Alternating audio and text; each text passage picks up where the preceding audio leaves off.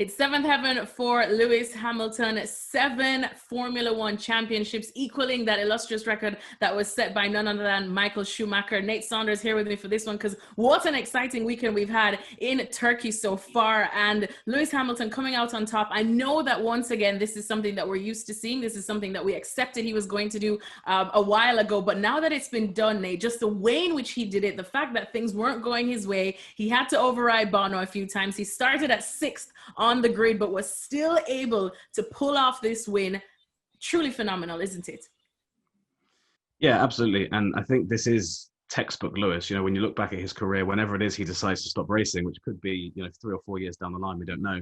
This will be one of those performances you look at and just say, this was so him. And you're right, the race really didn't seem like it was going his way early on. We had that exciting fight at the front with Racing Point and Red Bull, and Lewis kind of looked ordinary in those early stages, which we're not used to seeing in those conditions. But as the race went on, and as I think he understood the conditions a bit better, as he was, he just got a better feel for the race, which again, we've talked about so often that he's so good at doing, just understanding the way the race is going.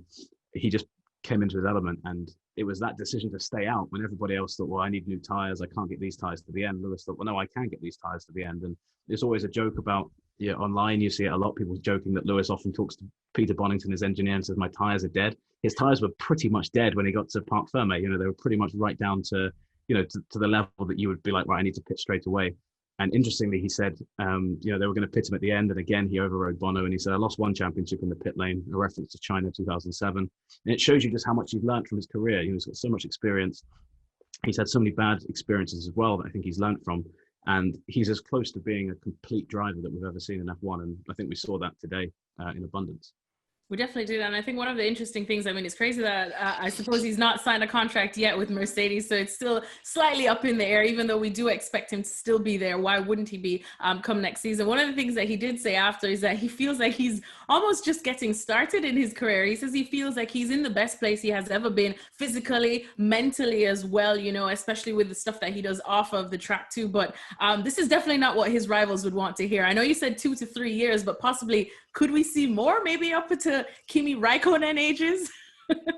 Yeah, imagine hearing that as one of his rivals, thinking this guy still somehow thinks he's at the start of his journey, But I think from everything we've seen from Lewis this year, I have to agree with that. I think he's this year, especially, I think with so much going on away from F1 as well, he's really seemed like he's been in a different place to before. And it seems like everything he's done on track has just been so much, it's just been so kind of above and beyond anything we've seen before. So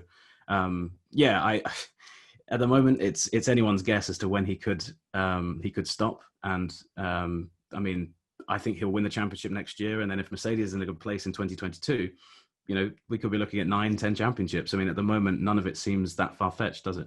Thanks for watching ESPN on YouTube. And for more sports highlights and analysis, be sure to download the ESPN app. And for premium content plus live streaming, make sure to subscribe to ESPN Player.